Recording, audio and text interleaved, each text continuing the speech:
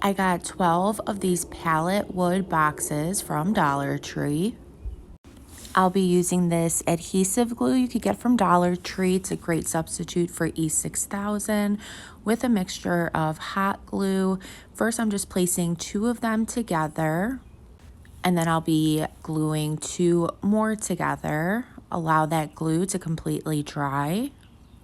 And once completely dry, you then just want to glue both of those pieces all together.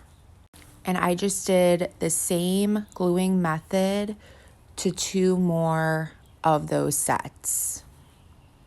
So now we're going to stack these on top of each other. So just using that same glue mixture with the adhesive glue and the hot glue. I just placed one of the sets on top of the other. I used those Dollar Tree clamps to hold it together, but any kind of clamps will work. You could find those at any hardware store. Once you have the 3 pieces glued together, you want to just allow that glue to completely dry for about 30 minutes. Once that was completely dry, I'm using 3 of these 5-gallon paint stir sticks. All I did was measure them down to size and cut off any excess that I needed. And then using that same mixture of the adhesive glue and hot glue, I just placed those paint stir sticks on the bottom of each stack of those wooden pallet boxes. And again, you want to allow that glue to completely set for about 25 to 30 minutes.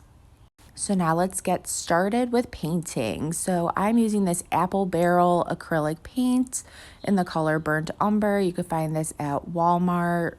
I wanted this to have a wood stained look. So first I just painted the acrylic paint on just using a paintbrush and then wiped off any excess with a baby wipe.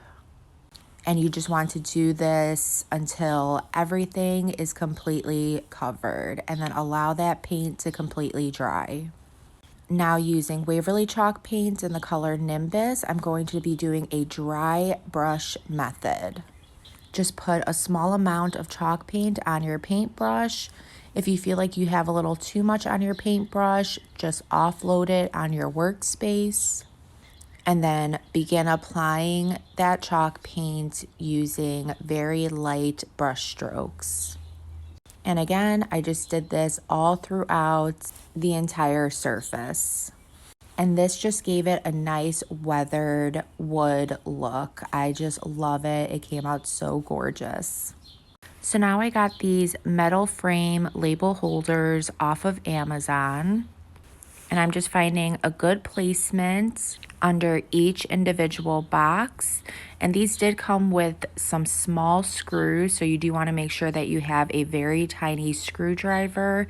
You just want to begin screwing each of those underneath each individual box. If you don't want to screw them, you could always use some hot glue, but you may see some of that hot glue peeking through. So I definitely recommend screwing them all together. And look at how gorgeous this came out. I just love it. So now you could add any kind of small accent pieces inside of this. Display this however you would like. I hope this inspires you to create your own. If it did, please be sure to sprinkle the love. Thank you so much, and I hope y'all have a good rest of your day. Thanks. Bye.